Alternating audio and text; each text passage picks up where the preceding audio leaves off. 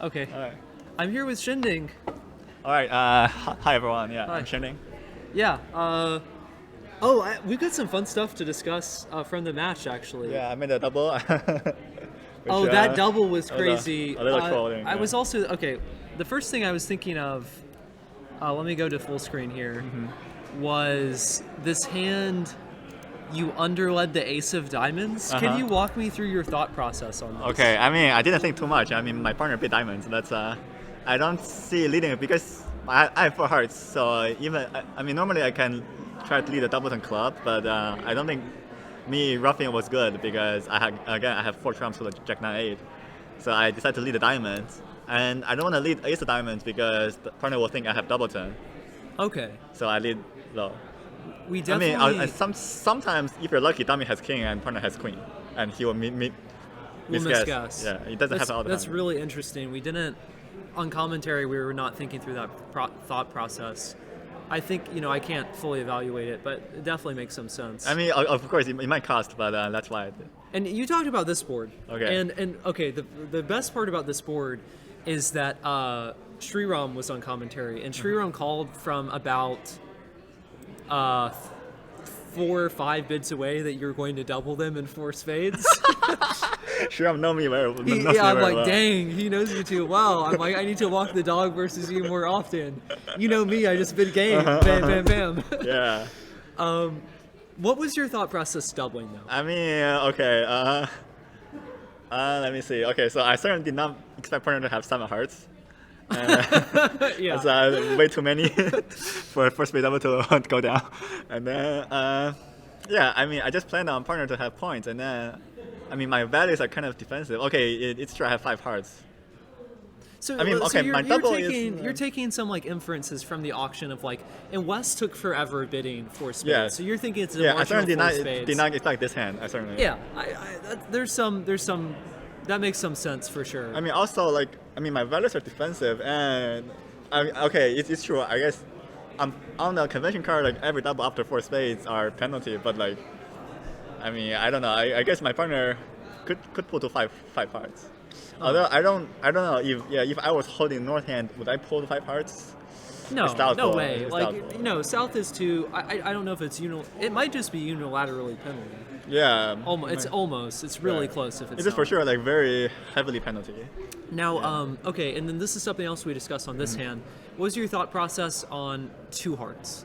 Like, hearts. and what are y'all your agreements about like mixed raises or that sort of Well, thing? we don't. I mean, we don't play too much, so we don't have a mixed raise. I mean, I can beat 3 diamonds. I guess I could. I just really hit my king jack 3 diamonds. That's very fair. Like yeah. after and then I do have doubleton spade. That's a good part, but like I mean, that's why I beat 2 hearts. You wanted to really low ball it, like minimum low ball with the five Right. card. Okay. Any other hands you thought were? Board 5 was a very interesting play because I got a ace of diamonds lead, which I thought would help me a lot. Which double dummy it doesn't.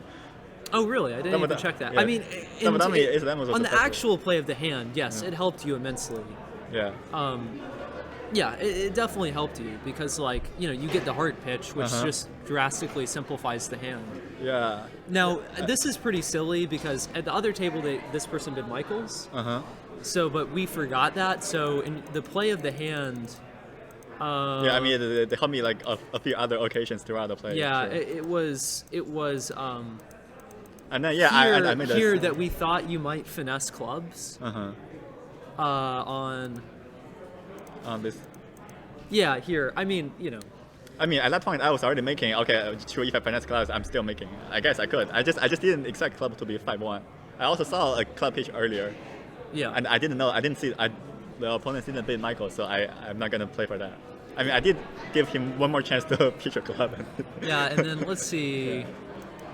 This one. Okay, You did declare this, yeah. So my 2-0 was the transfer to 3 clubs. It's like we literally discussed this after board 1 because this 2-way check back came up, and my partner still beats 2-0 as an invite.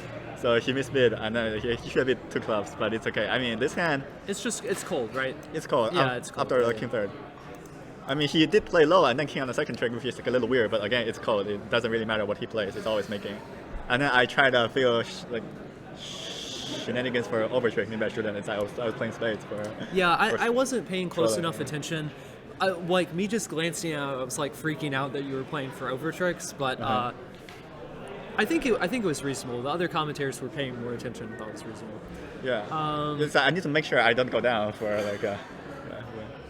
So like, you've been playing bridge a long time. Let me see. I started playing since I like a freshman, sophomore, so it's been like 8 or 9 years. Yeah. So like, I just want to ask. The first interview I had was with a player who's been playing the game about a year. Mm-hmm. So as someone who's played the game longer, like what are the things you're now getting out of bridge? Because like he was talking about, like it's a cool learning curve and that sort of thing, and he's just was getting into the game. Mm-hmm. Like what aspects do you enjoy about it now? What keeps you coming back? Yeah, I think the most important part is I think it's like counting the hands. I think it only came to me after like honestly like 5-6 years, and then I started to count the hand like much better than I used to. It's like, okay, so after like 2 or 3 years usually, or maybe around that time, you get to like a kind of plateau. It's like you play the hand, you kind of, for example, there will be some kind of, you follow some kind of almost axiom. It's like if you're sitting after dummy, you lead dummy's weakest suit, where you're defending, for example, and then you just kind of, it's like some plays get kind of mechanical at times, and then almost stale to a little extent. But then after you play for a little more, you realize, okay, you can't rely on these kind of heuristic stuff like all the time. You need to have like a good grasp of the hand. But then the counting of the hand is like initially it's always like very difficult. Yes, or some hands it's very hard. Yeah, some hands also very hard. But it's just like a good habit too. You see, I got this advice too when I was learning bridge, and I didn't really follow it because I think it's just too hard. It's like I know this hand is gonna what's gonna happen. Why do I still count it? But then as I play more and more, it's like it's a really good skill to have. And I think once you kind of see the hands like in like new ways. That if you, for example, a lot like 99% of the time you can just lead dummies like weak double ten, or it's gonna work. And then but some hands like the 10 is gonna screw up. Yeah. So like it's. Or so, like Kevin Rosenberg was in chat, and this was just an example of what you're talking about. He mentioned on hand that I was like, the hand's over, and he's like, he had the idea of leading a club and potentially getting out a rough that was unnecessary from a defender and then over roughing. Mm-hmm. I feel like that's something you were thinking about, what you're talking about of like, it's hard playing bridge to like visualize the viewpoints of all opponents at the same time. That's a really important part of it. Right. And there's just a lot of depth. Yes, it's a very complicated game, right? So like, I guess because so recently I've started to teach my mom trying to learn bridge, and then of course like in the beginning it's very difficult, especially if she doesn't have like anyone to play with. But then so in the bridge you follow a few.